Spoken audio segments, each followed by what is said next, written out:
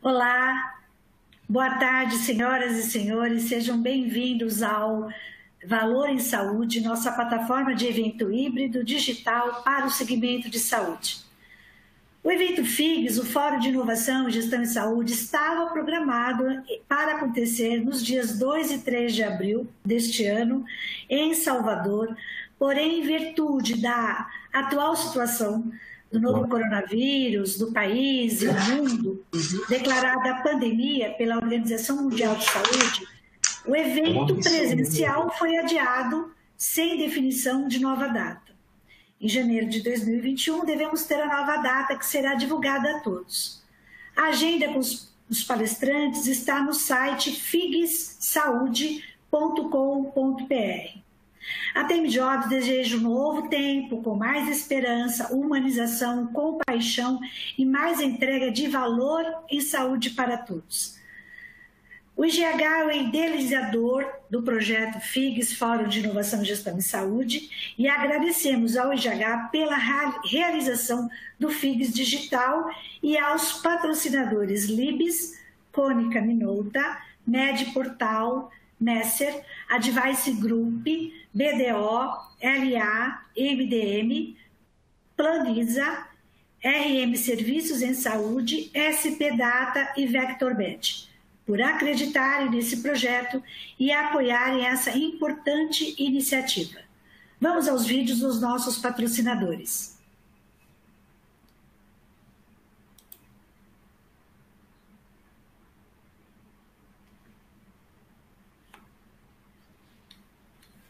Acreditamos na vida e em tudo que faz dela algo especial.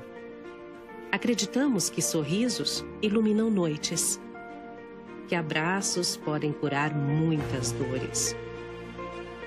Toda a vida precisa ser vivida de forma plena, mesmo quando surgem adversidades, o que às vezes é inevitável. Olhando para o futuro, inauguramos nossa Biotech, a primeira fábrica de anticorpos monoclonais em escala industrial do país. Nela, já estamos produzindo o primeiro biosimilar 100% brasileiro. Falar da vida não é só falar de medicamentos. É também ter um olhar sobre a comunidade e meio ambiente. É cuidar e dar atenção a todos os processos que dão valor ao que fazemos. Afinal, queremos ser a empresa farmacêutica brasileira mais admirada no mundo, pois acreditamos que podemos fazer a diferença na vida de cada um dos nossos pacientes. E nessa jornada, você é muito importante. Lips, porque se trata da vida.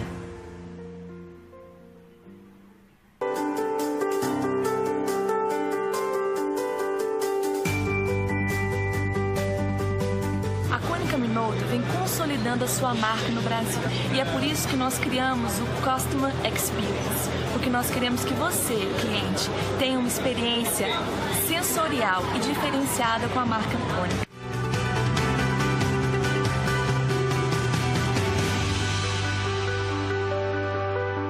A Cônica Minolta está preparada para atender qualquer perfil de cliente, seja ele pequeno, médio e de grande porte, público ou privado. Vamos juntos buscar a melhor solução para seguir encantando nossos clientes.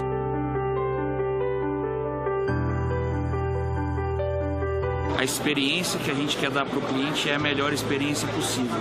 E isso começa no momento que a gente entende a necessidade do cliente, para depois atendê-lo com as melhores soluções.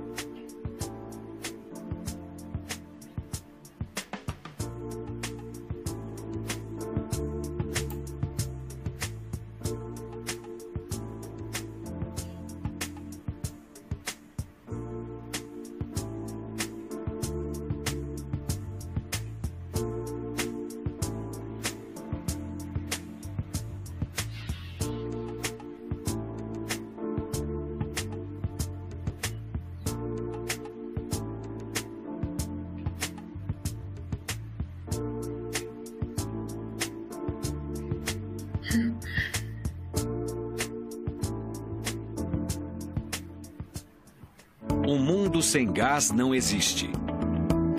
No Brasil, nossas unidades atendem as principais regiões do país, com segurança, agilidade e confiabilidade. Somos referência em tecnologia e inovação. Nossas soluções trazem ganhos em produtividade, qualidade, confiabilidade, meio ambiente e segurança.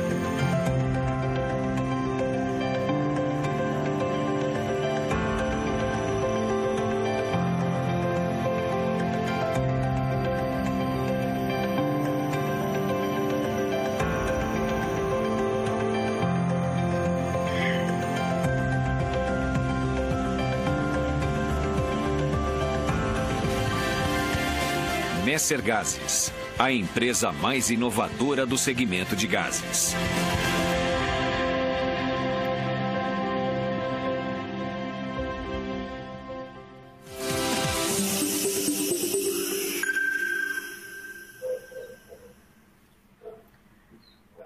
Continuamos em nossa jornada na geração de valor compartilhado e sustentável através de nossas iniciativas.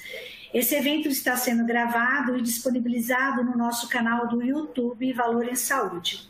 Agradecemos todos os envolvidos e desejamos a todos um excelente evento.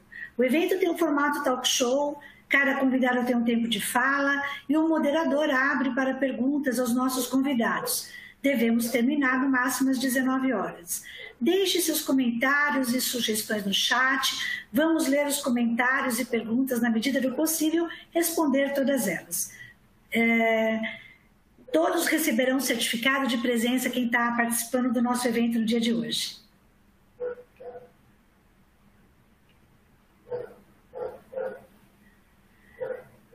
Para falar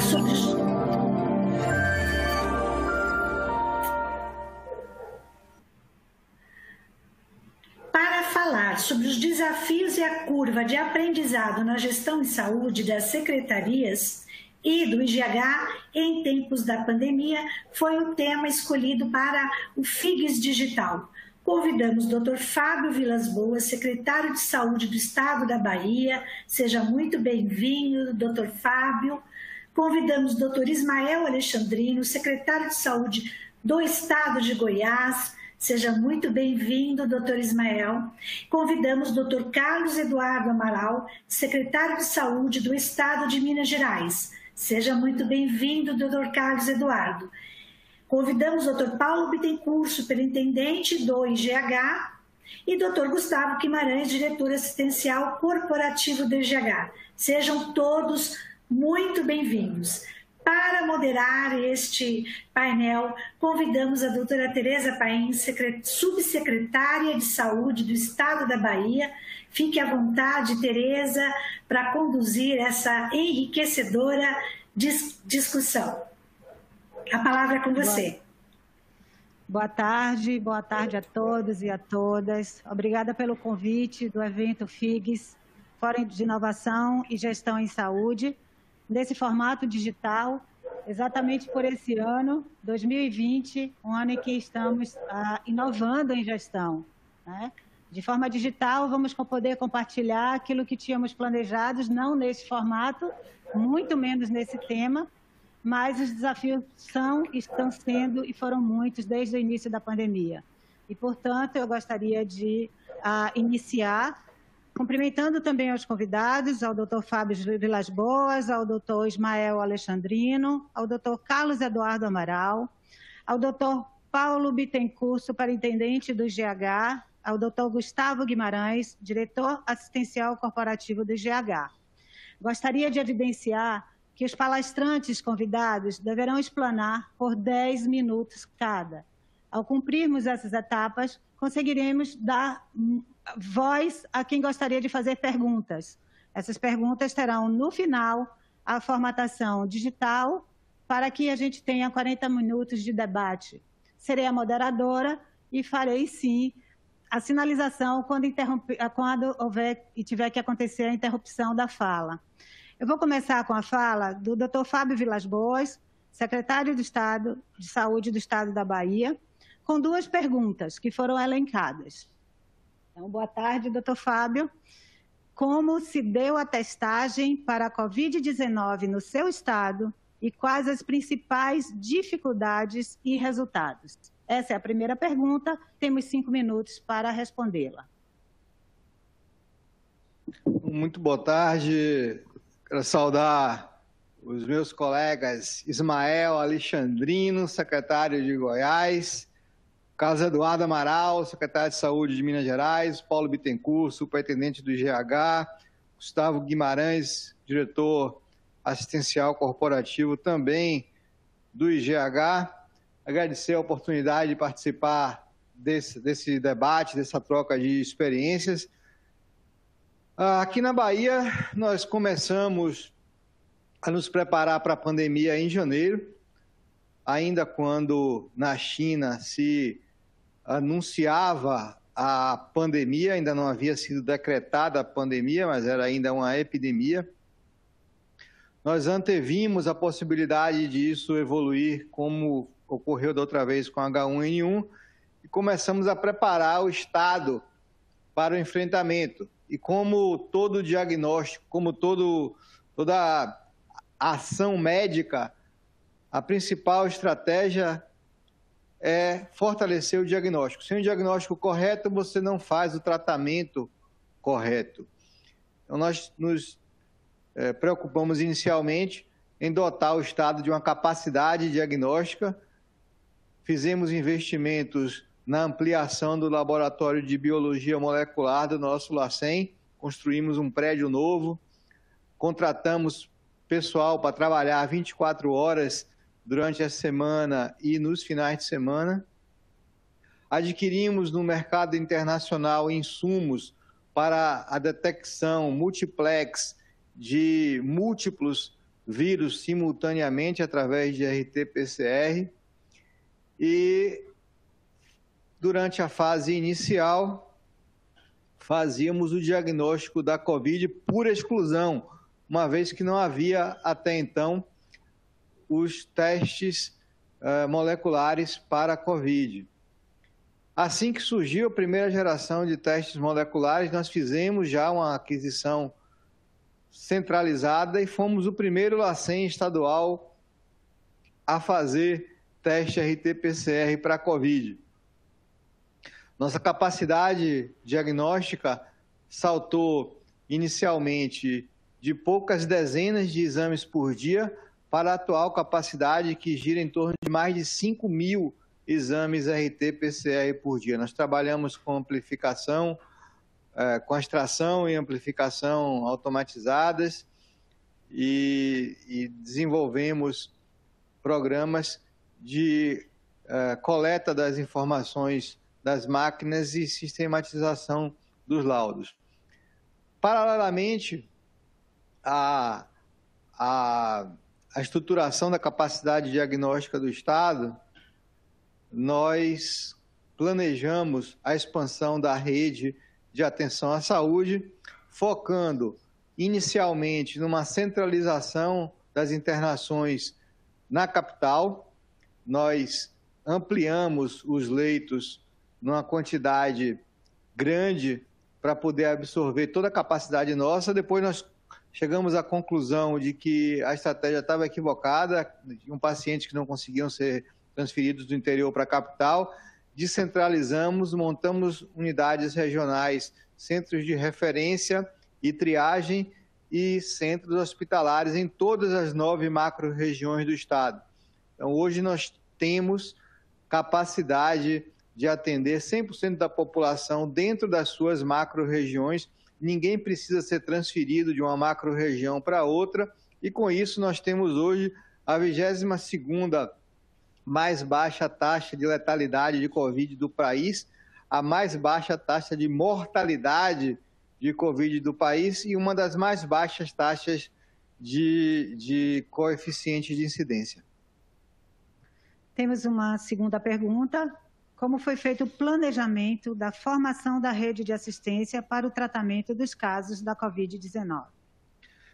Bom, como eu havia mencionado inicialmente, essa estruturação partiu da capital para o interior.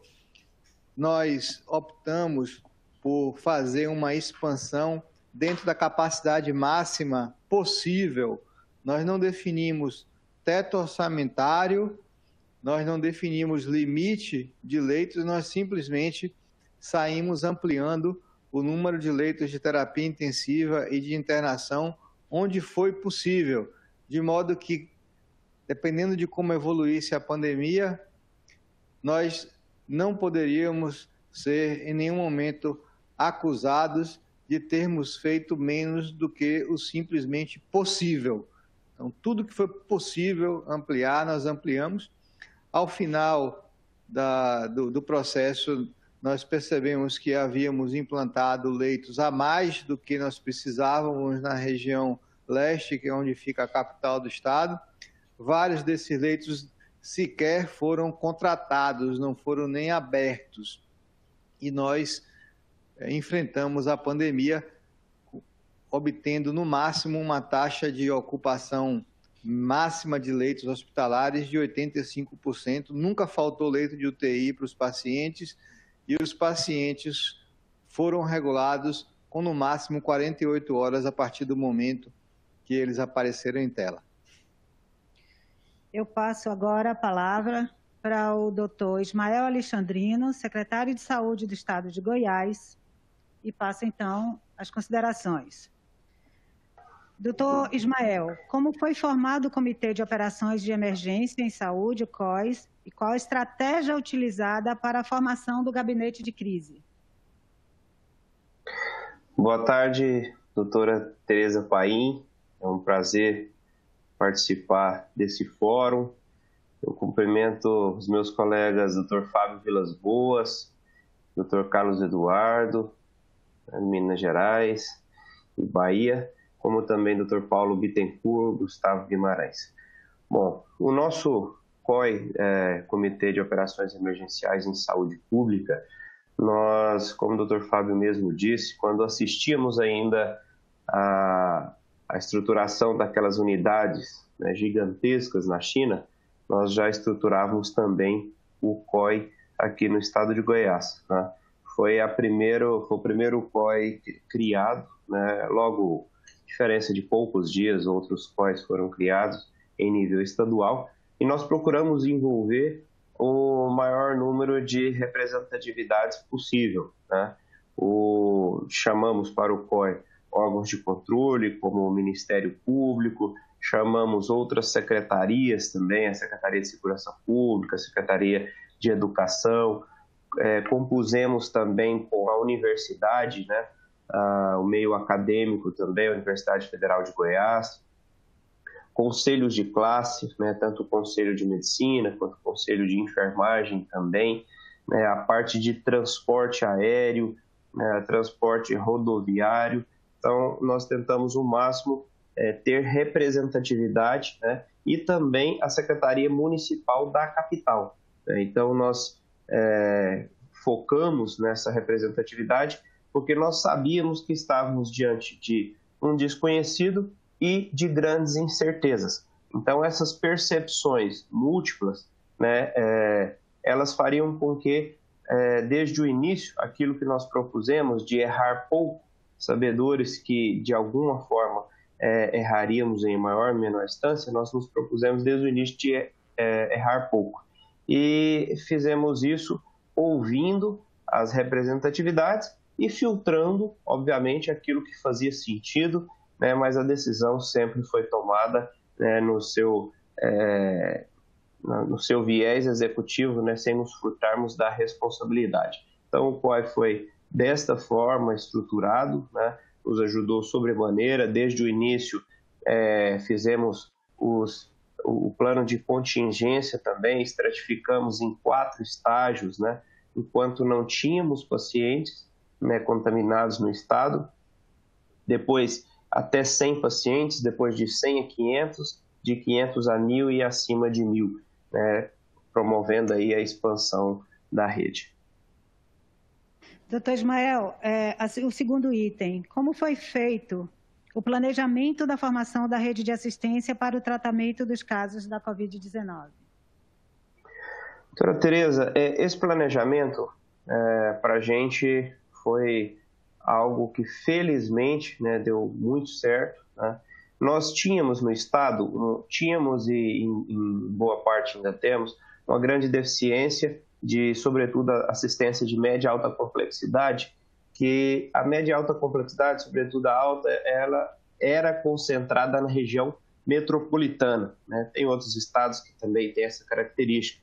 E nós tínhamos basicamente 3 cidades que tinham unidades hospitalares robustas: Goiânia, Anápolis e Aparecida, né? Então, tudo aí no raio máximo de 40 a 50 quilômetros da capital.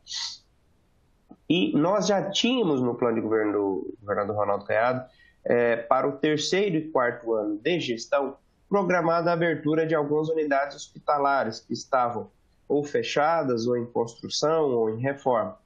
E o que nós fizemos foi antecipar tudo isso, né? De forma, desde o início, nós optamos, né, pela descentralização com unidades que fossem dedicadas, né? Então, nós criamos o primeiro hospital de campanha, né, foi criado em Goiânia, né, com 210 leitos, e na sequência nós fizemos o preenchimento de todas as macro-regiões do estado. Nós temos 5 macro-regiões, né? Teve macro-região que teve mais de uma unidade, mas foi possível abrir 3 unidades em torno do Distrito Federal, que era uma população de em torno de 1.200.000 pessoas, no sul, no oeste, no sudoeste, no sudeste, no norte, né? Então, foi possível aí com a abertura de 7 hospitais de campanha, mais 9 hospitais que tiveram leitos de UTI abertos também. Nós priorizamos os hospitais que fossem estaduais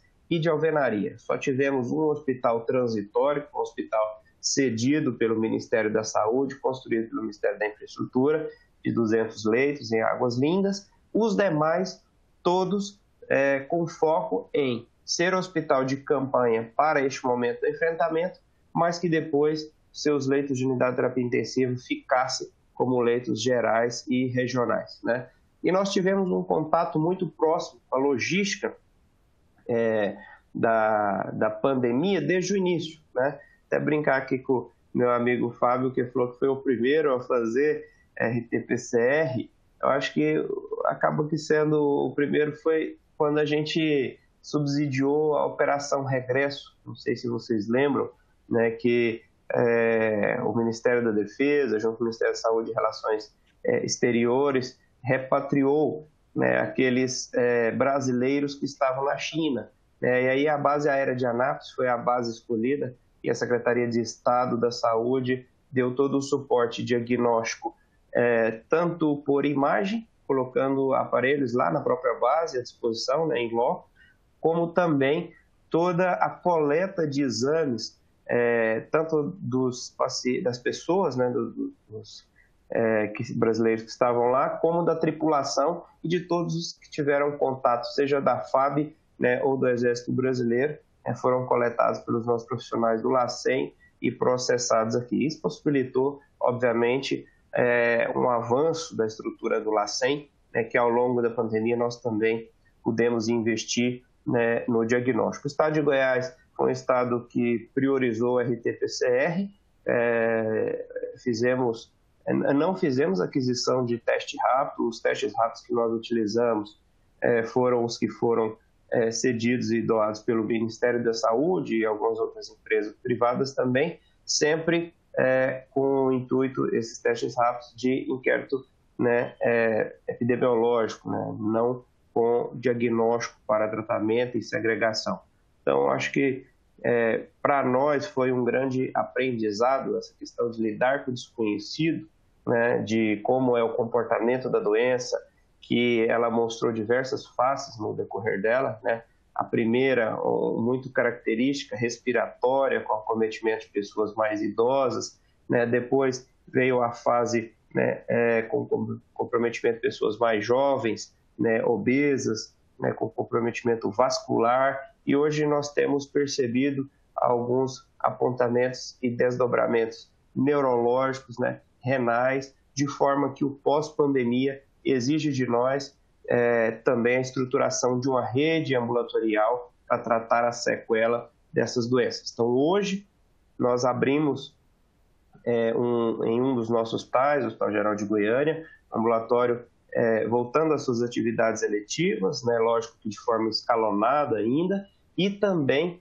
com especialidades para tratar a pós-pandemia. Fizemos grande uso da telemedicina, né, e teleatendimento, continuaremos fazendo uso dessa tecnologia, né, para monitoramento à distância, né, dos pacientes e também para a troca de experiência entre os profissionais, mas eu acho que a pandemia veio de forma que o legado deixado por ela, apesar das dificuldades, é um legado estruturante, né, com ampliação de unidades de terapia intensiva, de estruturação de enfermarias. Ao todo, nós tivemos a possibilidade de abrir 1.079 leitos, que para a nossa realidade, leitos estaduais, fora os municipais e privados que também foram abertos, para a nossa realidade foi um aumento significativo, né? Nós temos 246 municípios, tínhamos pouquíssimos leitos de UTI, né? Tínhamos 259, chegamos a 708,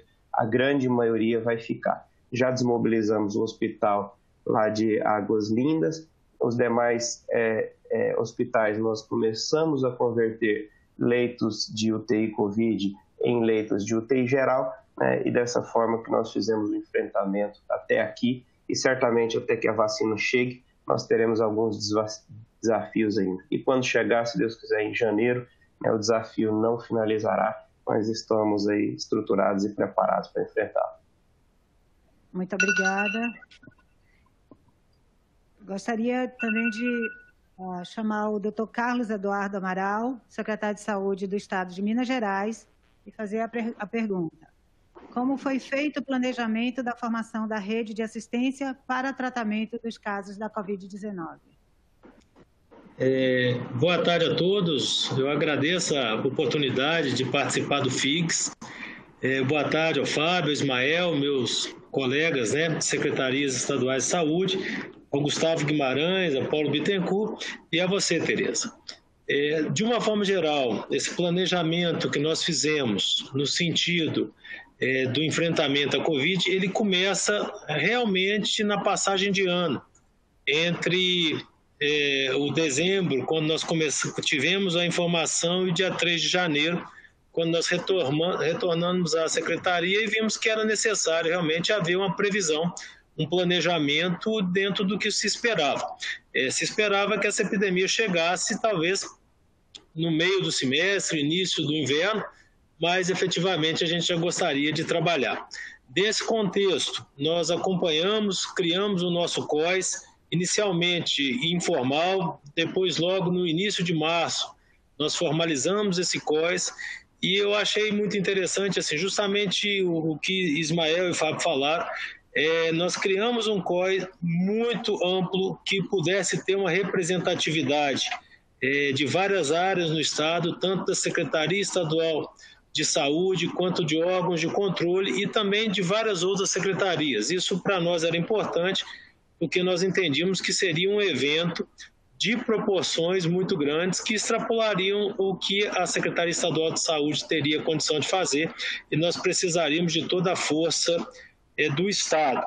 Logo no dia 12 de fevereiro, nós desenhamos um plano de contingência estadual. Esse plano de contingência, ele trazia desde a forma de recrutamento das nossas macro-regiões até a ideia de vocacionamento dos hospitais, de momentos de acionamento da contingência como um todo, se a epidemia tivesse mais sob controle, se houvesse um descontrole. Tínhamos dentro dele até um plano de gerenciamento de óbitos, justamente porque naquele momento que nós estávamos vendo na Europa era um cenário catastrófico, né? Então, nesse contexto, nós fizemos o plano estadual e em Minas Gerais, aqui, nós temos algumas características. A principal característica é que nós temos 853 municípios, ou seja, são municípios das mais variadas, vamos falar qualidades, municípios grandes, municípios pequenos, municípios com estrutura de saúde, municípios sem estrutura de saúde, municípios de fácil acesso e outros nem tanto. e inclusive com IDH os mais diferentes. Então, nesse contexto, nós regionalizamos o nosso plano de contingência para as 14 macro-regiões, e dentro das 14 macro-regiões de saúde, cada uma ajustou o seu plano de contingência com o objetivo de ter uma adaptação à realidade. Cabe ressaltar que a nossa rede de hospitais hoje, os públicos realmente, ou seja, 100% públicos, eles são 21 hospitais e nós temos mais de 400 filantrópicas vinculadas à rede. Então, nesse contexto, o que nós fizemos foi adaptar os nossos hospitais públicos para serem os principais hospitais no sentido do enfrentamento da Covid e revocacionar as filantrópicas, orientando efetivamente o que nós pensávamos no sentido da expansão. E aí nós tivemos alguns objetivos. O primeiro objetivo é que nós gostaríamos de ter um legado, ou seja, queríamos ampliar leitos de terapia intensiva, onde nós poderíamos manter uma parte significativa desses leitos no estado. Para vocês terem uma ideia, inicialmente nós tínhamos 2.072 leitos de terapia intensiva no estado e que nós passamos para 4.000 leitos no final da expansão. Do ponto de vista de leitos clínicos não terapia intensiva, o estado tinha uma ociosidade muito grande. Na verdade, nós pensávamos em reduzir o número de leitos do estado já antes da epidemia, e isso fez com que para nós fosse relativamente fácil manter os leitos clínicos não terapia intensiva. Hoje nós estamos aproximadamente com 20.000 leitos nesse sentido, então, de uma forma geral, ficou bem equilibrada a rede. Nós tivemos uma ocupação máxima de terapia intensiva em 2.766 leitos, foi no pico da nossa ocupação.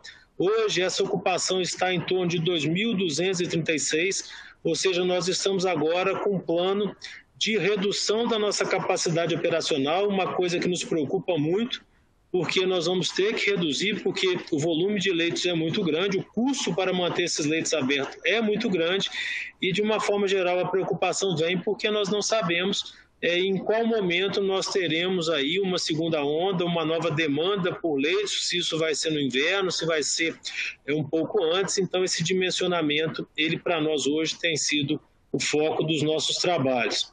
Além disso, o que nós fizemos de uma forma geral no estado foi criar uma rede estadual de laboratórios de saúde pública, com o objetivo de nós conseguirmos fazer exames em todo o estado.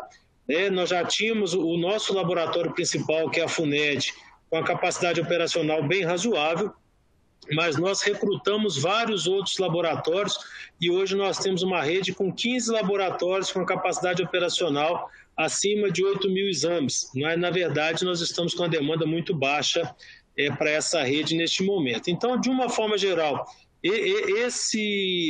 essa estruturação ela foi muito importante, mas eu acho que de tudo o que foi mais importante para nós foi que nós, logo no início, quando nós identificamos que efetivamente começávamos a ter uma curva ascendente de casos, nós optamos por orientar um isolamento precoce. Esse isolamento para nós ele foi muito importante porque o cidadão de Minas Gerais efetivamente atendeu no momento inicial de uma forma muito grande essa necessidade de isolamento. As ruas do estado, as estradas ficaram vazias e nós tivemos nitidamente uma queda gigantesca de arrecadação. Isso aconteceu entre março e abril no estado, o que nos levou também a precocemente desenvolvermos, junto com outras secretarias, um plano de organização para a retomada da economia no estado de Minas Gerais, que foi o plano que nós chamamos de Minas Consciente. Esse plano, até hoje, ele está ativo, ele é o norte no sentido de o que nós fazemos em relação a distanciamento, a isolamento, e que nós entendemos assim que, na verdade, precisaremos manter um tipo de plano dessa forma, talvez por um bom tempo, haja vista que a epidemia ela não parece que ela vai acabar tão rapidamente. Muito obrigada, doutor Carlos. Gostaria apenas de avisar a todos que estão nos assistindo, se quiserem fazer perguntas pelo chat, no inbox, eles estão aqui disponíveis e a gente já vai contemplando também vocês. Ao final, teremos uma discussão aberta aos convidados de 40 minutos. Eu passo a palavra agora para o Dr. Paulo Bittencourt, superintendente do IGH, Instituto de Gestão e Humanização. Quais os impactos que a Covid-19 trouxe para a gestão do IGH?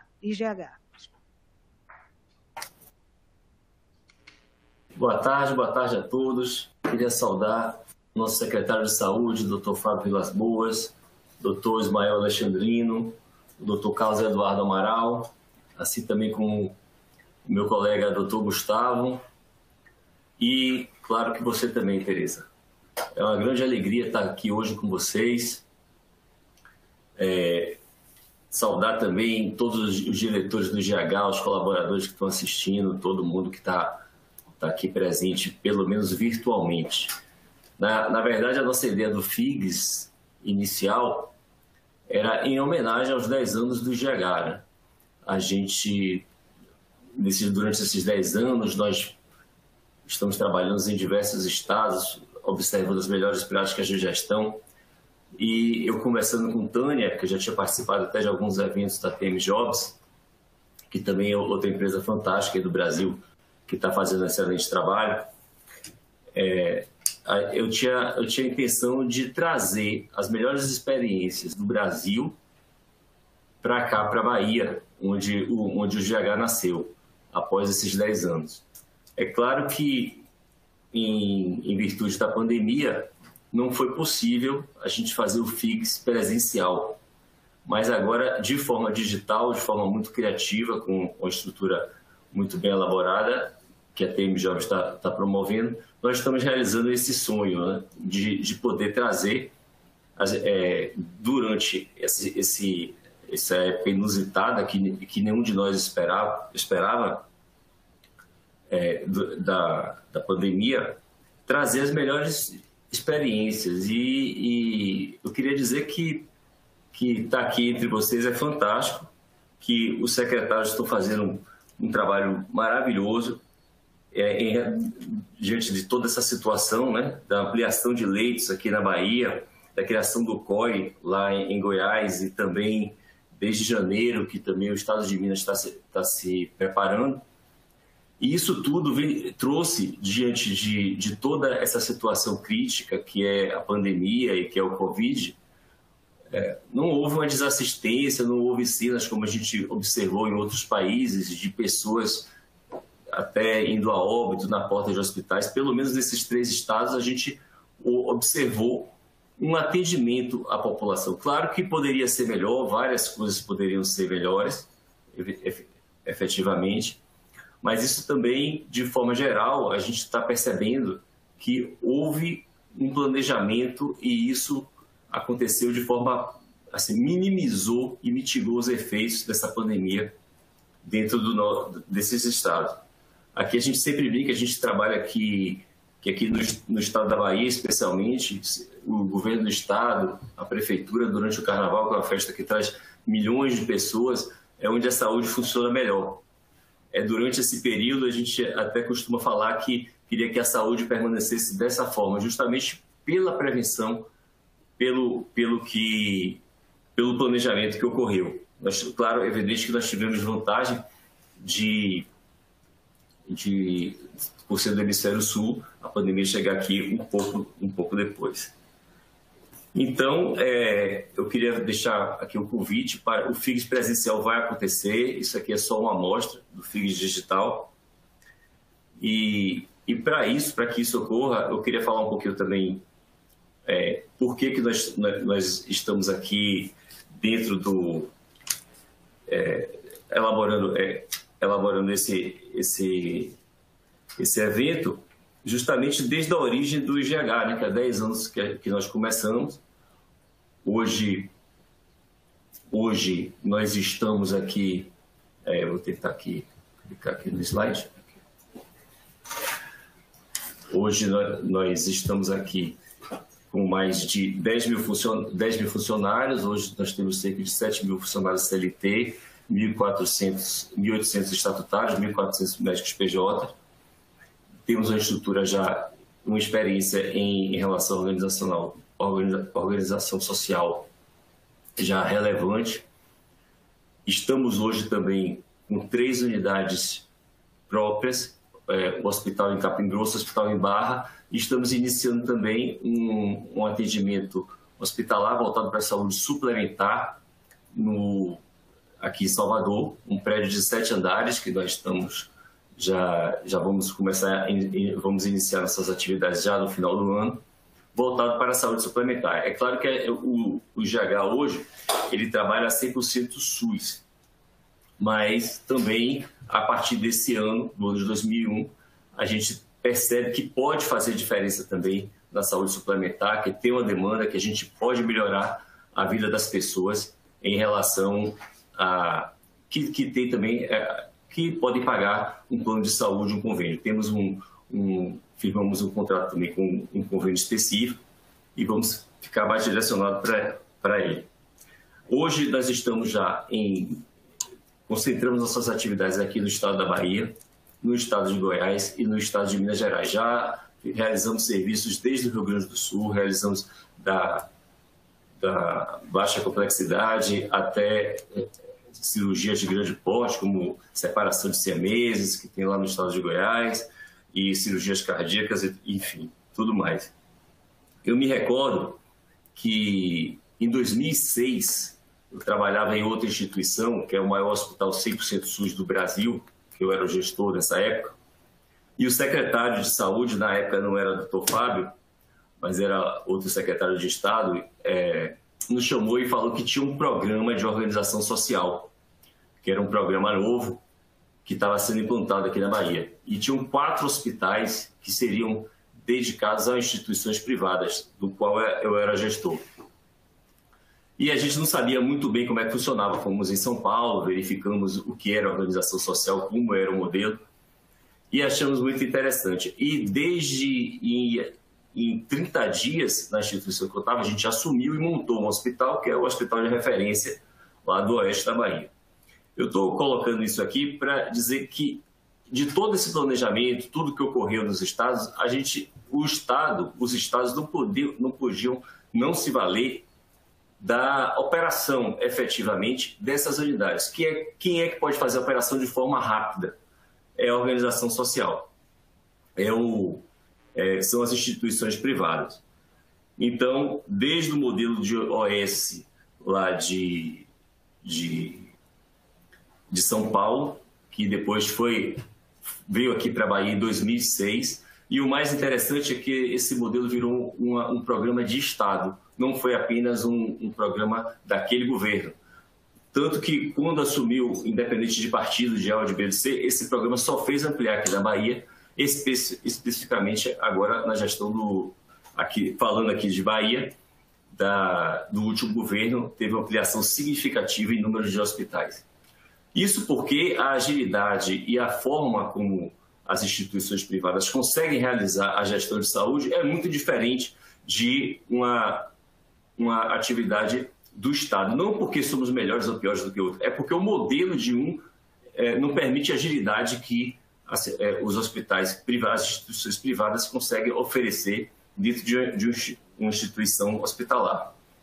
É claro que o próprio Peter Drucker fala que a gestão hospitalar é a gestão mais complexa que existe, porque é multifacetada, tem uma série de atividades. Aqui agora está aparecendo no slide aqui, falando dos médicos, são 1.400 médicos, mais de 7 mil colaboradores CLT, além dos profissionais estatutários, como eu tinha colocado. Então, mais uma vez, na pandemia, eu tinha certeza que o Estado, de forma lato sensu, ele não ia abrir mão da agilidade das organizações privadas para poder efetivar todas as políticas, tudo que a própria pandemia exigia. Então, foram abertos diversos processos seletivos de organização social. É claro que nós, como GH, nós não entramos em vários processos, entramos em apenas poucas unidades, porque, já entrando um pouco na pergunta também que Tereza falou, as nossas próprias instituições, nós temos mais de 30 contratos, toda a saúde, de forma geral, sentiu com a pandemia. Não foi apenas as instituições voltadas para aquele atendimento específico da pandemia. mas sim todo hospital, porque os custos hospitalares, eles aumentaram alguns itens cerca de 3.000%. Eu tenho aqui, está aparecendo no gráfico, aqui a gente pode perceber um exemplo, por exemplo, do cloreto de sódio, que o preço unitário, o preço nosso de referência era 25 centavos e o preço unitário praticado durante a pandemia de R$ 9,12. Ou seja, um aumento de 3.622%. Um absurdo. A mesma coisa com a glicose, que nós comprávamos na média de 23 centavos e o preço unitário praticado durante a pandemia chegou a R$ 6,00. E aqui o cloridato também, a gente pode verificar que de R$ 1,23 foi para R$ 28,00. Isso tudo afetou de forma dramática todas as unidades. Então, quando nós iniciamos quando surgiu a pandemia, a gente criou efetivamente, rapidamente, um comitê de crise, que ele assumiu o controle da situação, de modo determinando as ações mais indicadas caso a caso. Então, esse comitê, ele era geral, era central aqui na matriz, e ele atuava em todos os estados, criando subcomitês. Criamos também uma coisa que é muito relevante, era um centro de custo voltado para a pandemia, porque nós tínhamos que relatar exatamente qual era o custo, o que foi que afetou isso para os órgãos de controle. É claro que trabalhar com o Estado não é muito simples. Acho que, além da atividade hospitalar já ser complicada, os programas de compliance que nós temos, a auditoria externa internacional que nós temos, o pacto geral com a ONU, que nós seguimos o programa da ONU. Nós temos hoje, aqui dentro do IGH, para fazer a gestão de unidade, 9 sistemas de informática inseridos dentro de unidade hospitalar. Nós temos sistemas de auditoria, de RH, do back-office, da contabilidade do financeiro, sistemas de jornada de escala médica, que o médico, quando chega na unidade, ele se loga através do celular e é georreferenciado. Nós temos um programa de classificação de risco. Na hora que o paciente chega, ele já é classificado em verde, azul, amarelo, de acordo com o protocolo de Manchester. Um programa de compras, de aquisição de materiais, que esse programa ele consegue disparar um pedido de compra em toda a América Latina, trazendo mais transparência e também mais efetividade, também redução de custo de unidade. Um programa só para gerenciar contratos, nós temos mais de 5.000 contratos, assinaturas de contrato que é exigido dentro da prestação de conta, além do programa de custos hospitalares, que é o custo mais complexo também de ser adquirido. Nós temos um programa específico, que é até patrocinador do evento também. Então, nós criamos um BI específico do Covid, no qual ele monitorava o censo diário, todo o enfrentamento da Covid, como estava acontecendo o nosso controle da pandemia, tudo que estava efetivamente sendo realizado, e monitorava também o status de suspeitos, casos confirmados, afastamentos. O painel também permitia filtros por regional, por unidade regional, por data e também controle também do que estava sendo acontecido específico na unidade, e informação para os gestores, para que a gente pudesse tomar as decisões efetivas. Então, tudo isso que nós planejamos no início, compramos também uma série de medicamentos para garantir o abastecimento, permitiu que não houvesse solução de continuidade, não houvesse ruptura no fornecimento de materiais, e nós conseguimos passar esse momento mais difícil da pandemia, porque, na verdade, a gente sabe que nós estamos chegando no final do primeiro ciclo. Eu acredito que com a epidemia vai ser vencida efetivamente com a vacinação, né? O Brasil é o país que mais vacina no mundo, e após vai ser outro desafio promover essa vacinação, e aí eu estou falando aqui no meio de especialistas, não vou nem entrar nesse assunto, porque vocês entendem aí muito, muito mais do que eu. E acho que meu tempo também já está se exaurindo. Eu só queria dizer também que, além do material, outro desafio grande foi manter a estrutura de RH dentro da nossa unidade. porque o número de atestados médicos subiu assim assustadoramente. Só para vocês terem ideia, de abril a junho nós tínhamos uma média de 806 atestados médicos. De abril a junho de 2019. Quando chegamos em 2020, esse número pulou para 4.601 atestados. E, da mesma forma, também em 2020, de abril a setembro, fazendo um espectro maior de tempo, pulamos de 1.523 para 7.491 atestados. Bem, esses foram os principais desafios aí que nós enfrentamos. E agora eu queria voltar a palavra para a Tereza, para ela conduzir da melhor forma, como vocês acharem. Obrigada, doutor Paulo. Muito obrigada pelas palavras e todo esse elenco que foi feito. Eu gostaria de 1 minuto para o doutor Fábio poder se despedir, porque ele tem um compromisso inadiável.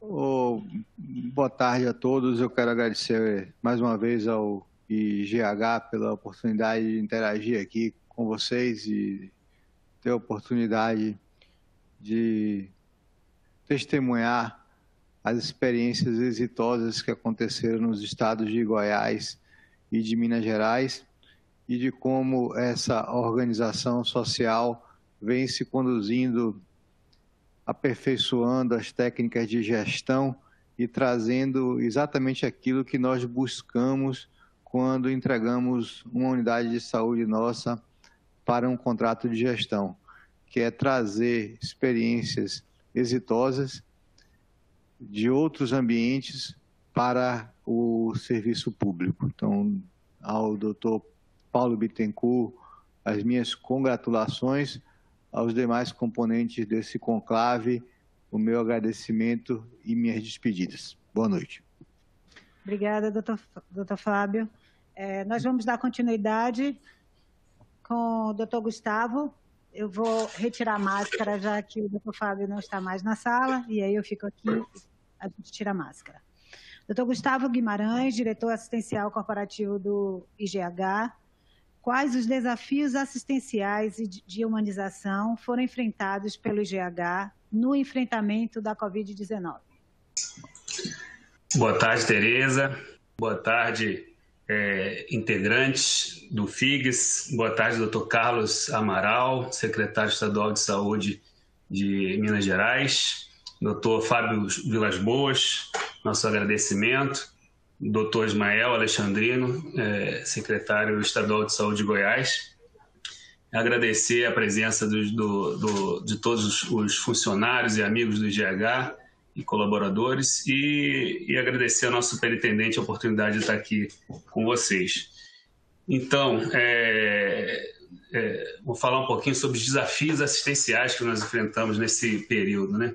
Então, nós, como o nosso superintendente colocou, nós estamos presentes fortemente nesses 3 estados, Minas Gerais, Bahia e Goiás, né? Assim que deflagrou a pandemia, o primeiro ato do nosso superintendente foi criar um gabinete de crise e dali deliberar algumas ações em que nós pudéssemos planejar principalmente as três pontes para que a assistência não seja prejudicada, que são as pessoas, os processos, que a gente delimitasse os processos, definisse os processos adequados, e a tecnologia, que não faltasse insumo, não faltasse material, medicamento ou até tecnologia mesmo, né? E a partir desse gabinete de crise, dali nós fomos traçando normas para atuar em todo o IGH. Nós criamos uma comissão interestadual no IGH, onde havia representante, ainda, né? Ela existe, está em plena atividade ainda, com participantes do estado de Goiás, do estado de Minas Gerais, do estado da Bahia, especialistas em infectologia, especialistas em segurança do paciente, em qualidade, os diretores das unidades. E a partir dessa comissão surgiram todos os nossos protocolos assistenciais e que a gente executou em todas as unidades aí do IGH. Aqui no estado da Bahia, a gente tem uma forte presença na urgência e emergência, né? Então, a gente hoje administra 7 unidades de pronto atendimento, 7 UPAs, e isso representa a maior porta de entrada aqui no município de Salvador, na região metropolitana, né?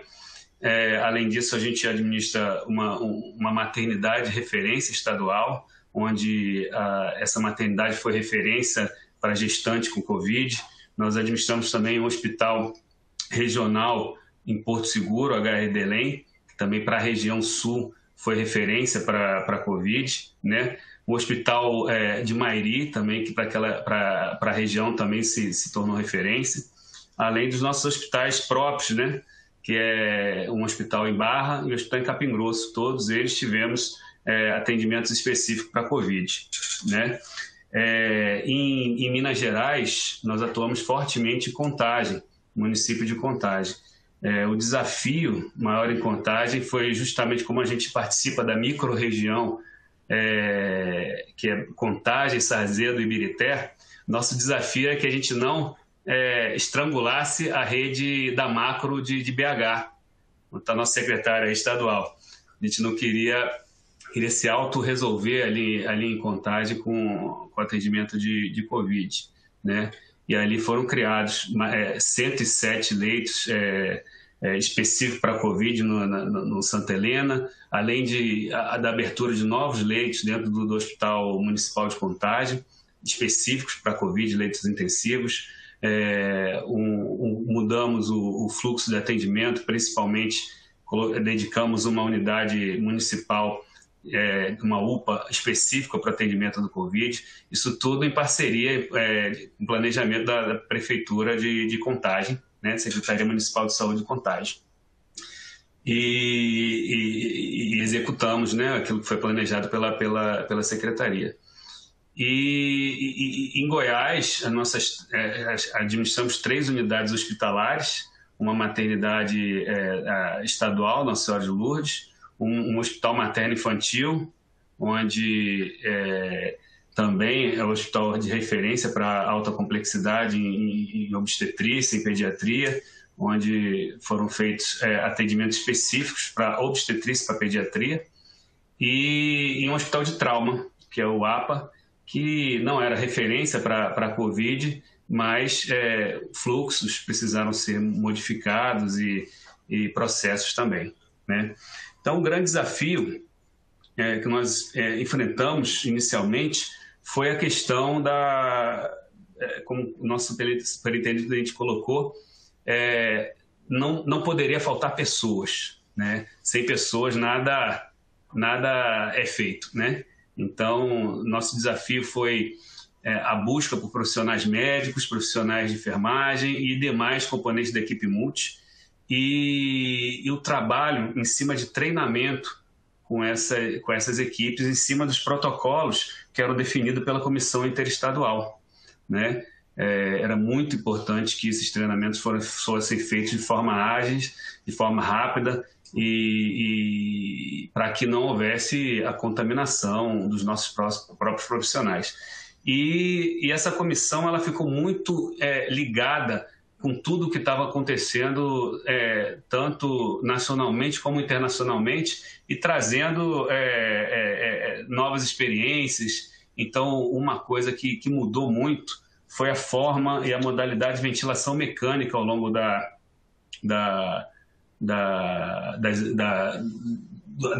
curva de aprendizado da pandemia, né? No início, havia aquela ideia de intubação precoce, de algumas modalidades específicas ventilatórias, que isso foi mudando ao longo do período, e a gente foi se adaptando rapidamente àquilo que era aprendido, né, internacionalmente. Então foi um grande desafio, porque foi algo que no início do ano ninguém, quer dizer, no meio para o final do ano passado, ninguém imaginava, né? No início do ano a gente começou a imaginar, mas vimos que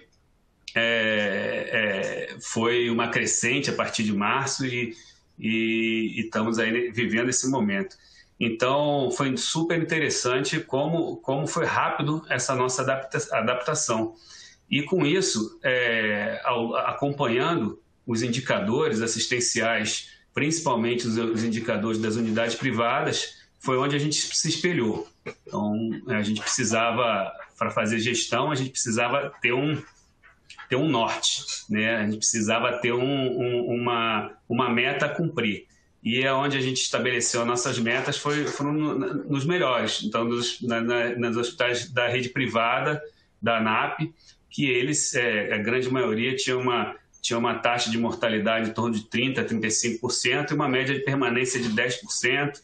E aí fomos buscando essa meta. E hoje a gente consegue atingir essas metas nas nossas unidades dedicadas ao coronavírus, né? Fruto de um trabalho de equipe multidisciplinar, exaltar aqui o trabalho da enfermagem, da fisioterapia, da psicologia, da nutrição, do serviço social, terapia ocupacional, todos os membros da equipe multiprofissional apoiaram e foram de fundamental importância para que atingíssemos esses indicadores.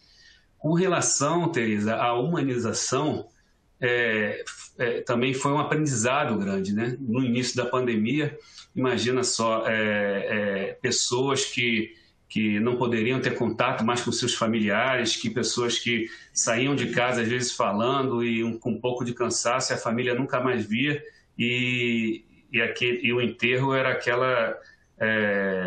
só via na hora de enterrar, e mesmo assim com inúmeras restrições, e isso gerou um grande problema humanitário aí, acho que não só aqui no Brasil, como no mundo inteiro. E a gente começou a trabalhar formas de mitigar isso. Então, lá no início, a gente logo introduziu como protocolo nosso a visita virtual, que logo foi importante para que eles pudessem ter contato com a família e a família com eles, né? Aqueles pacientes que estavam em estado realmente muito grave, que talvez poderiam não tinham grande chance de evoluir a óbito, a gente criou o protocolo para que um membro da família pudesse ir visitar na unidade. Então, parametrizamos os familiares, fizemos um treinamento com eles para que eles pudessem entrar e ver o seu familiar que estava se despedindo, né? E ter a oportunidade de se despedir. Então, além disso, inúmeras ações com os pacientes internados, sabendo que eles não poderiam ter muito contato com outras pessoas e outros parentes. Então, desenvolvemos, principalmente nas fases de recuperações, brincadeiras, jogos lúdicos, para que eles pudessem ter essa interação e ajudar, inclusive, no próprio tratamento, né? E no final, como as pessoas se aproximam deles todas com máscara, com avental, com touca, parece que são robôs ou não sei, né? Eles começam a enxergar aquela pessoa que está vindo cuidar deles, eles não conseguem perceber como pessoas. Então, nossa última experiência agora foi colocar uma foto da pessoa na frente assim da roupa, para que eles pudessem perceber que ali quem estava cuidando deles é uma pessoa, e facilitar essa interação. O meu tempo acho que já se esgotou. Acho que tem bastante coisa ainda para falar da nossa experiência com o Covid, e fica aí para as perguntas aí, se surgirem, né? Então, eu passo de novo a palavra para a doutora Tereza. Muito obrigado. Obrigada, Gustavo. Muito bom ouvir de vocês que fazem gestão também junto conosco e numa parceria, logicamente, com a organização social. Eu gostaria de dar um aviso também que, infelizmente, o doutor Carlos Amaral também vai precisar se ausentar às 18h30. Talvez eu gostaria muito de poder passar uma pergunta, doutor Carlos, porque, na verdade, como todos os nossos participantes já tiveram uma fala, a gente pode começar o debate. E eu gostaria de poder começar com o senhor, fazendo algumas perguntas e passando também para os outros colaboradores.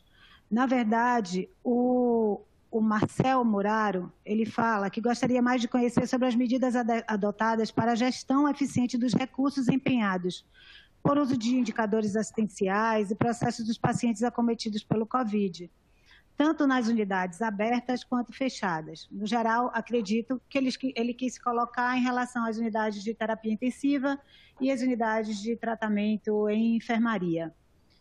Pode nos contribuir? Não, sim. Marcel, né, que fez a pergunta. Obrigado, Marcel. Marcel Murado. De uma forma geral... Marcel? Não é... Marcel. Tá. O que nós temos, eu acho que é importante, assim, que, de uma forma geral, nós, em Minas Gerais, trabalhamos muito próximo das filantrópicas, vamos falar assim. Nós já temos contratualizações bem definidas, né, no sentido da produtividade, no sentido de buscar eficiência e buscar atendimento.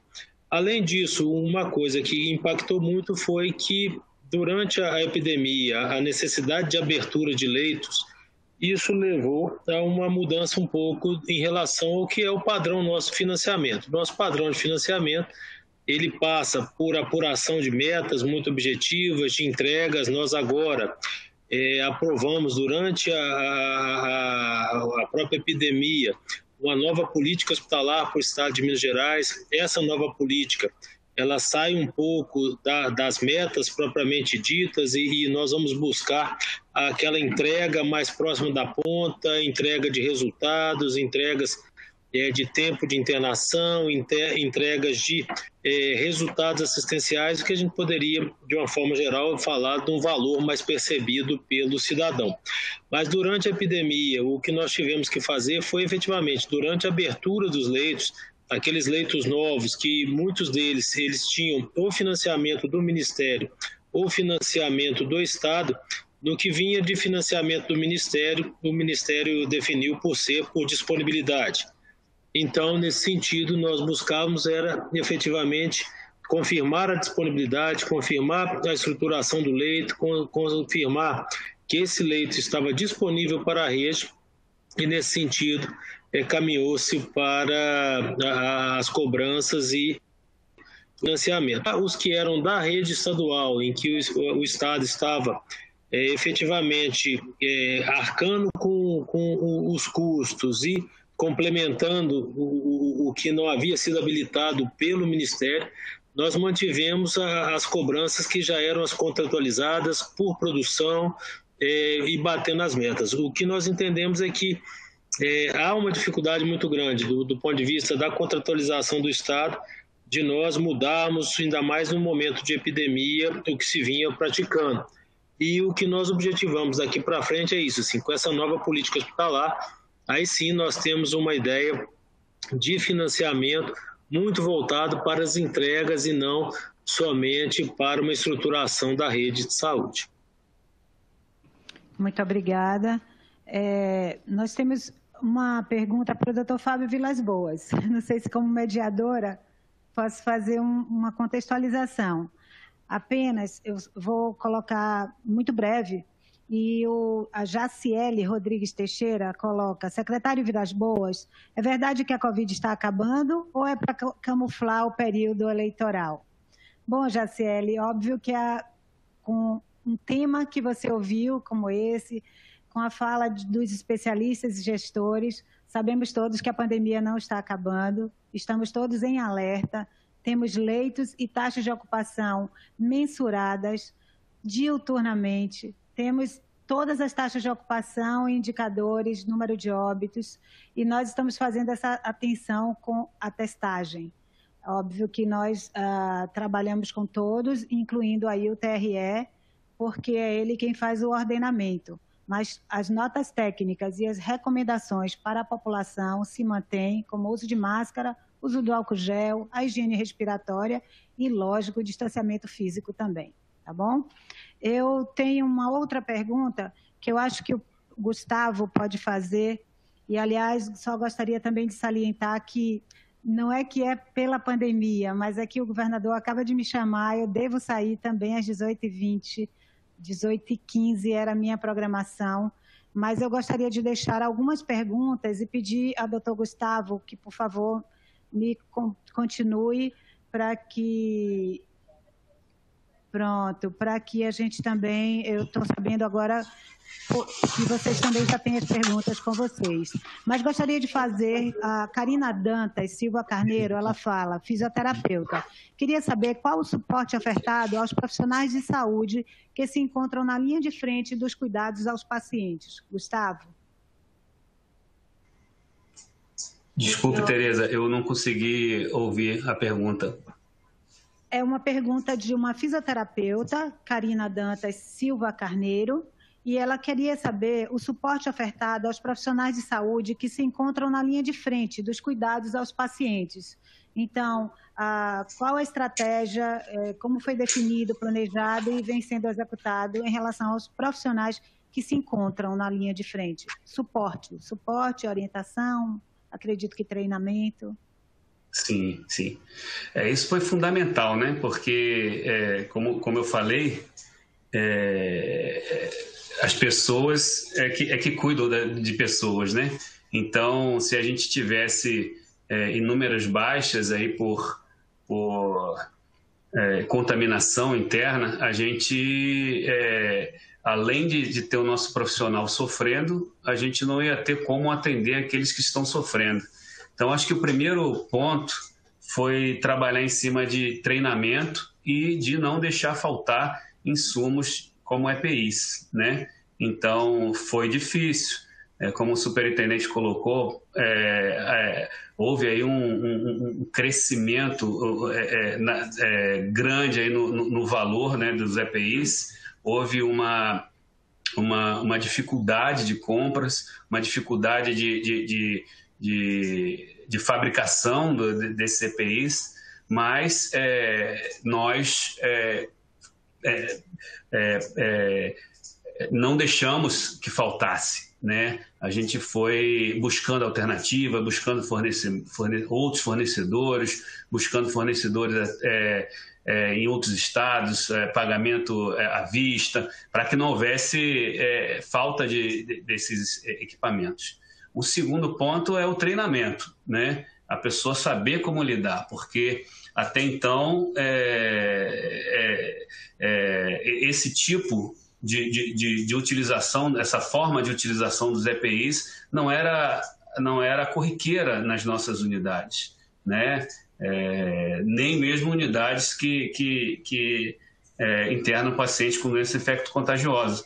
Então, necessitou de treinamento em todas as unidades e acompanhamento. A gente identificava também sempre uma liderança por plantão para que pudesse passar pelos setores, fazendo a conscientização da utilização correta dos EPIs e até sendo um certo fiscal, se estão se usando realmente o EPI de forma correta, né? Outra questão foi principalmente aí com relação ao medo, às angústias dos nossos próprios profissionais que estão ali na linha de frente vendo os pacientes chegando grave. Então houve suporte psicológico, né? Para que eles pudessem conversar e desabafar realmente, né?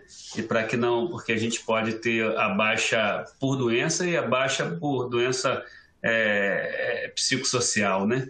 Então a gente se preocupou com isso e buscou esse tipo de acompanhamento também, né? Então os três principais pontos foram esses. Primeiro, não deixar faltar o EPI. Segundo, o treinamento na utilização do EPI. E o terceiro, o suporte. Obrigada, Gustavo. Eu tenho uma pergunta para o doutor Ismael. Na verdade, vou vocacionar para o senhor. Como vocês veem a retomada das eletivas? Se em Goiás isso já foi retomado e de que forma? E como vocês estão vendo isso? E aí eu vou pedir, por favor, Gustavo, porque já estão aqui batendo na porta, me pedindo para sair.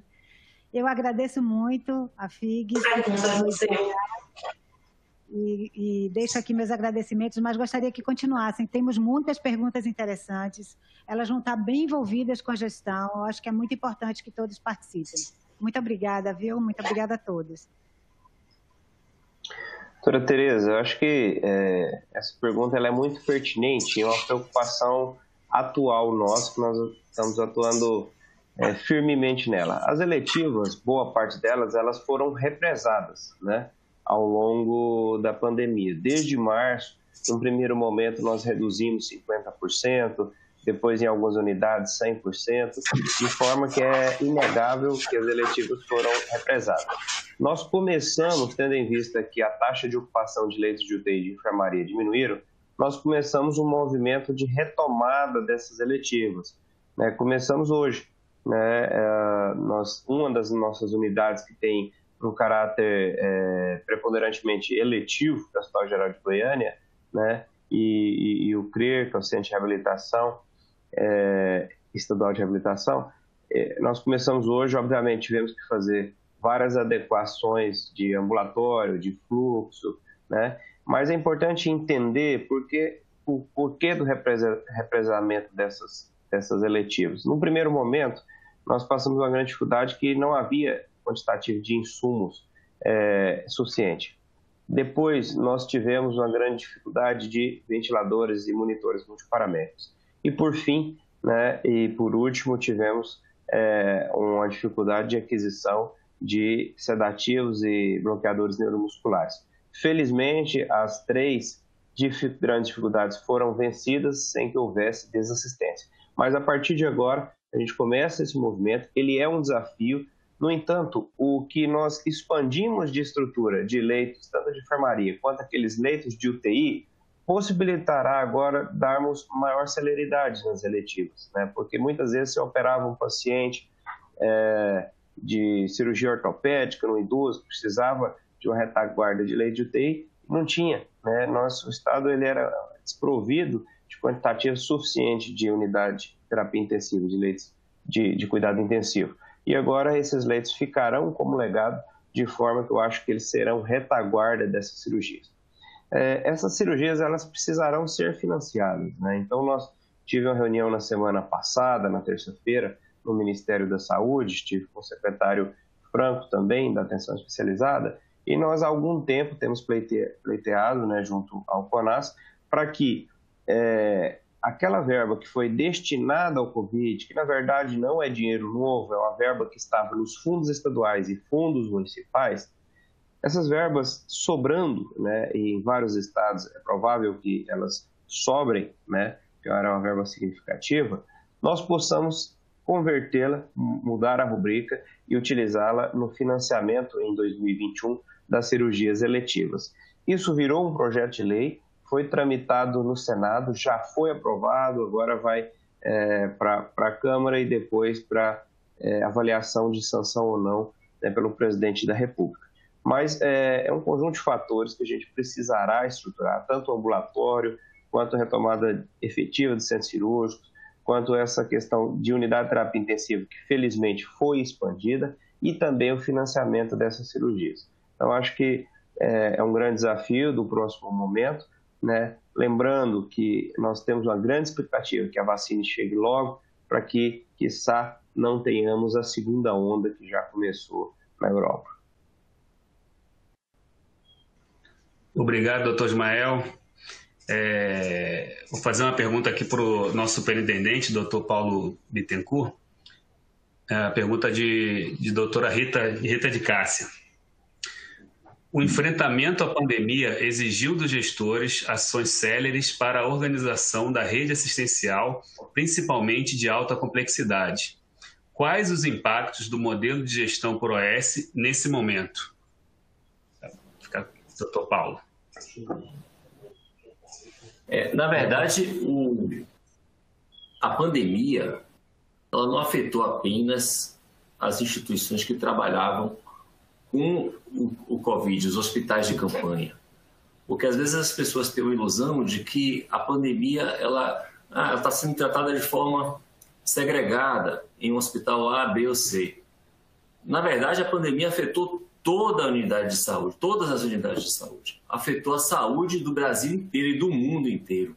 Se afetou a própria vida do cidadão cotidiano que teve que ficar isolado em casa.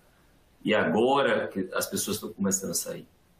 Então foi um impacto gigantesco em toda a rede de saúde. Desde a compra de medicamento, que houve escassez em alguns medicamentos, houve sob um preço exacerbado, cobrado pelo mercado mundial. A gente tem que lembrar que hoje a saúde ela é interligada. Às vezes, uma falta de matéria-prima na Ásia afeta diretamente o Brasil e vice-versa também.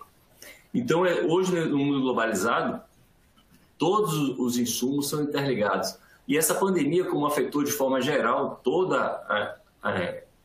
todos os grandes países produtores de medicamento e de material, e afetou também todo o sistema de saúde. E ainda teve um agravante, que algumas unidades, alguns locais, nós tivemos que não podemos, através de decreto, de legislação trabalhista, muitos locais nós não podemos contar com aquele profissional que usualmente ele atendia em nossas unidades.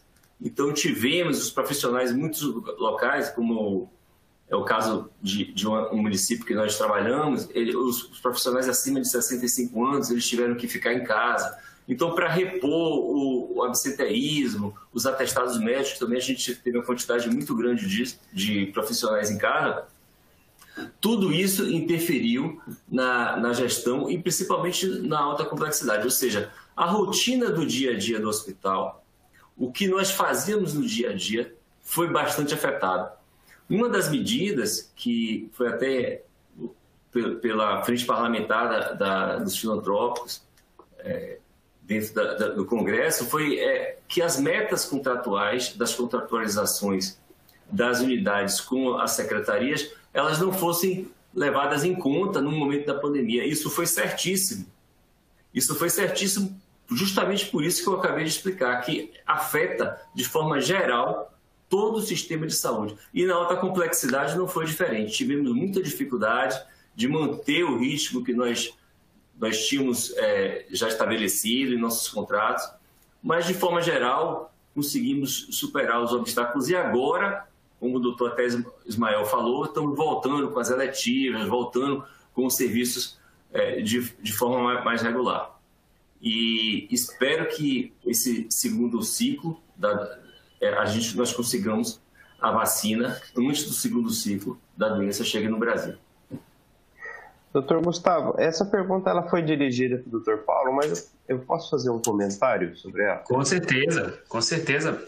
Fica à vontade. Como gestor do sistema de saúde, eu acho que nós precisamos colocar os pingos nos is bem direitinho e assumir as nossas realidades. Eu, como gestor público do Sistema de Saúde de Goiás, eu não tenho nenhuma dúvida da importância que o modelo de gestão chamado organização social, ele teve e está tendo e da resposta célere que ele foi capaz de dar ao Estado. Né? A nossa grande maioria das unidades aqui no Estado de Goiás, a maioria é gerida por organização social, e nós percebemos, Brasil afora, que aqueles hospitais que tinham, aqueles estados que tinham nos seus hospitais organizações sociais, a resposta à sociedade de oferta à saúde e de celeridade, é inegável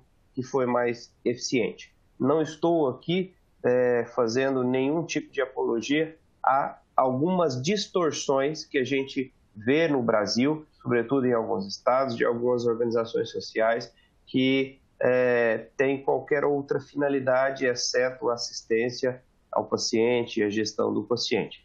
Então, aqui eu não faço nenhuma apologia a esse tipo de organização social, mas aquelas que se propuseram a fazer uma gestão correta, honesta, entendendo o seu papel no contexto, eu não tenho qualquer dúvida, né, de elogiar o modelo, né? Não tem dificuldade nenhuma. Eu escrevi um artigo próximo, acho que em dezembro, ele vai ser publicado em âmbito nacional, né, fazendo comparativos, né, entre administração direta e modelo de gestão por organizações sociais, né, e desde a aquisição de insumos que, ou se fosse baseado na 8666, deveríamos fazer dispensa de licitações, o que, infelizmente, no país isso acaba tendo algumas distorções e alguns equívocos, até contratação de pessoal.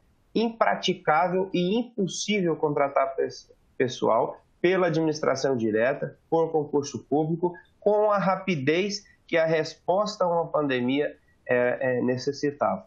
Né? Então, eu digo isso, eu não vou dizer do lado de cá, porque eu entendo que organização social e Estado se faz contrato de gestão com natureza de convênio, ou seja, os interesses são convergentes. Nós precisamos acabar com essa dicotomia de versus, como se fosse puramente prestadores de serviço, né? Então, se a organização social desempenha um bom papel no Estado, com economicidade, com eficiência, respeitando os princípios da administração pública, moralidade administrativa, a impessoalidade, certamente o Estado tem a ganhar também. Então, a gente precisa desmistificar, né, isso que no Brasil, infelizmente, por decorrência de algumas organizações sociais que têm um comportamento não republicano, né, mas não devemos macular um modelo por esses comportamentos e reconhecer que, sem dúvida, aqueles estados que se apoiaram nas organizações sociais, sobretudo as organizações sociais corretas, sérias, né, e felizmente o Estado de Goiás foi contemplado nisso. Tivemos que intervir em 2 unidades que eram geridas por uma determinada organização social e fizemos a ruptura do contrato e a desqualificação dela do Estado, impedindo-a de contratualizar com o Estado pelos próximos 10 anos, mas, exceto este caso, os demais tivemos uma resposta muito boa. Eu acho que a parceria, ela precisamos separar o joio do trigo, dar ao César o que é de César e reconhecer que é um modelo alternativo de gestão, sim, e que tem plena condição de, no Sistema Único de Saúde, ser sustentável e dar resposta com serviço de qualidade para a população, né, com preço digno, preço justo, e atender os princípios do SUS, sobretudo da integralidade, da universalidade e da equidade. Ismael, eu gostaria de comentar. Doutor Carlos, fique à vontade. Não, antes de eu deixar a sala, né, que infelizmente eu tenho um compromisso agora, mas eu concordo em gênero, número e grau com o que o Ismael falou, o que você falou, Gustavo. Eu acho que o maior aprendizado, as pessoas têm me perguntado com frequência qual é o aprendizado da Covid, né? Isso tem sido questionado muito, e o maior aprendizado que, na minha opinião, nós temos é que é fundamental, é imperativo que o sistema público busque formas de ter resposta rápida aos problemas de saúde pública e também na gestão como um todo. Ou seja, essa celeridade ela é fundamental. Eu entendo que nós temos uma perda de recurso gigantesca no sistema público de saúde, entenda o SUS como um todo, quando nós temos uma dificuldade de gestão, uma dificuldade de operacionalização do nosso dia a dia. Isso eu entendo que, assim, no dia a dia da secretaria é extremamente caro a dificuldade decisória que muitas vezes nós temos. Quando nós passamos para a gestão pública efetiva dos estabelecimentos hospitalares, nós acabamos tendo dificuldade também, uma lentidão de respostas. É uma resposta ao absenteísmo em condições normais, que a gente acaba tendo um pouco de dificuldade. É uma resposta de manutenção, quando você tem a necessidade de algum equipamento que não tivesse um contrato prévio. Ou seja, eu acho que é fundamental, tanto nós gestores tenhamos esse aprendizado de que a agilidade é importante, assim como os nossos legisladores, que eles passem a prestar atenção nisso. Eu entendo assim que é importante, o SUS perde dinheiro, e esse perder dinheiro significa perde vidas, perde qualidade assistencial, com a dificuldade que nós acabamos tendo de tomar as atitudes, de fazer as mudanças de rumo necessárias quando nós somos 100% público à luz da legislação atual. Eu gostaria aqui de agradecer a oportunidade minha de participar, né, do FIGS, me coloco sempre à disposição, acho que esses temas e esses tipos de discussão são altamente enriquecedores e eu estou à disposição. Eu tenho pena que eu tenho que deixar agora a sala, que eu vou ter uma outra videoconferência. Um abraço a todos e boa sorte. Obrigado, Carlos. Até mais. Muito obrigado, doutor Carlos. Nós temos mais uma pergunta aqui que é direcionada para o doutor Carlos e para o doutor Ismael. Né? Acho que o doutor Carlos não vai poder responder devido ao tempo, né? E após essa pergunta, eu vou passar a palavra para o superintendente para fazer o encerramento. A gente tinha diversas perguntas, mas infelizmente nosso tempo não permite responder todas, né? Então, vamos fazer essa última pergunta para o doutor Ismael e depois o superintendente faz o encerramento. A pergunta é o seguinte, enviada por doutor André Queiroz, Vilas Boas. Qual o legado deixado pela pandemia no estado de vocês e estamos preparados para uma possível segunda onda? Doutor Ismael, fica à vontade. Eu vou dividir o legado em duas partes, uma absolutamente subjetiva e humana, né, e a outra o legado da gestão. A subjetiva e humana, sem dúvida nenhuma, que eu acho que fica a reflexão de o que nos importa, né? Quais são os valores que nós estamos apoiados, para onde a nossa sociedade quer ir, qual o nosso grau de relacionamento entre as pessoas, enfim, o que faz sentido para a gente. Essa reflexão, ela fica, né? É inegável, né? E aí ela também traz alguns comportamentos que tínhamos, né, ou que não tínhamos, né, que certamente teremos, né? Quando tivermos, por exemplo, uma simples gripe, como o Japão às vezes tem, de sairmos de casa em respeito ao próximo, né, com máscara, né, e ter esse cuidado um pouco maior. Isso são os aspectos pessoais e subjetivos. Do ponto de vista de gestão, eu acredito que, primeiro, tomamos uma sacudida do ponto de vista de desenvolvermos métodos, sermos céleres, né, na questão de inquéritos epidemiológicos, né, para que possamos avaliar a saúde não só no aspecto individual, que é fundamental, mas no aspecto populacional. E a política pública de saúde e as grandes decisões, elas se apoiam em política de saúde populacional. O segundo, de forma inegável, é a estruturação tecnológica das unidades de alta complexidade, né,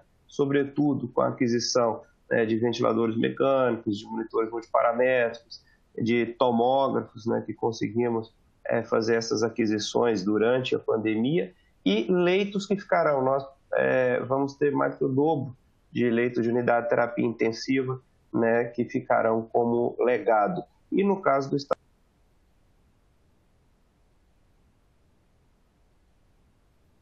de Goiás, especificamente, a concretização deve ter unidade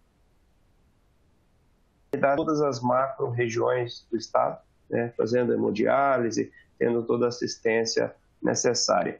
E a segunda pergunta, se estamos preparados para a segunda onda, eu acho que nós estamos mais preparados do que na primeira, né? Obviamente que essa resposta e esse preparo vai depender de o quão grave será, o quão impactante será essa segunda onda. Mas eu acho que o aprendizado, a curva de aprendizado que tivemos, do ponto de vista de gestão, do ponto de vista de assistência, ela é inegável, né? E do ponto de vista comportamental. Eu acho que é importante que tenhamos rapidamente a vacina, sim, mas é importante também que possamos calibrar a nossa expectativa em relação à vacina, né? Alguns estudos e alguns especialistas da infectologia, né, não são tão entusiasmados em relação à porcentagem de imunidade que ela garantirá, né? Então, se fala-se em torno de 50%, 60%, que é o suficiente para nos tirar da pandemia, mas certamente conviveremos aí com a doença de cunho endêmico, que não tem um caráter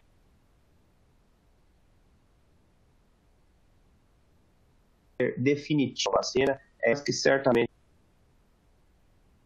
precisaremos. Então, eu acho que precisamos calibrar essa expectativa e, uma vez calibrada a expectativa, refletirmos como será o nosso comportamento, né? E aí eu não falo nem segunda onda, mas eu falo, estaremos preparados para uma outra pandemia, de um outro agente etiológico vindo de um outro país, né? Que lições a gente tira dessa pandemia do ponto de vista de comportamento, de valores humanos, né?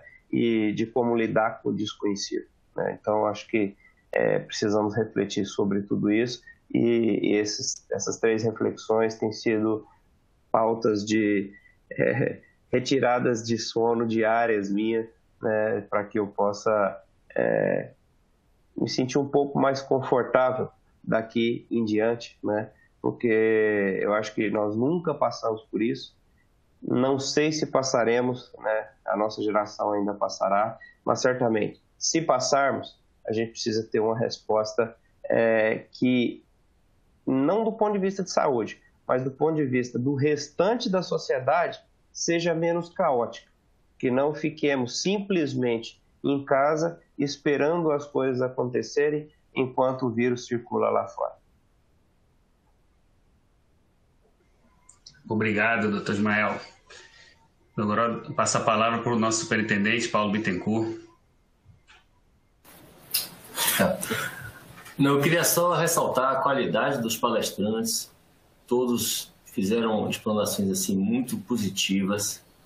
Profissionais que estão se dedicando ao SUS, que poderiam estar exercendo muitas vezes suas atividades no mercado particular ou em outras atividades, e estão dedicando parte do seu tempo, de sua vida, à estruturação e à atividade da saúde pública do SUS. Queria aproveitar também para agradecer a presença dos palestrantes, agradecer também todos os colaboradores do IGH pelos 10 anos que nós estamos aqui juntos, batalhando também, fortalecendo também o SUS. Em especial aos médicos, às enfermeiras, à equipe técnica de enfermagem, aos profissionais diretamente da assistência que tiveram um ano muito mais difícil do que os anos anteriores, com certeza. Esse é o momento mais difícil dos últimos anos em relação à atividade de assistência à saúde, sem dúvida. E, por fim, convidar todos para o FIGS presencial, que teremos ano que vem, e esperamos que a pandemia já esteja controlada e tudo para marcar a data, e o FIGS presencial vai ser, com certeza, mais acolhedor do que o virtual. Apesar que esse foi muito bom, eu acho que o presencial vai ser melhor ainda. Então, obrigado a todos e, mais uma vez, agradecer a participação de todos que estão assistindo. Muito obrigado.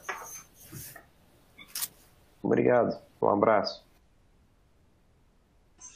Obrigado, um abraço.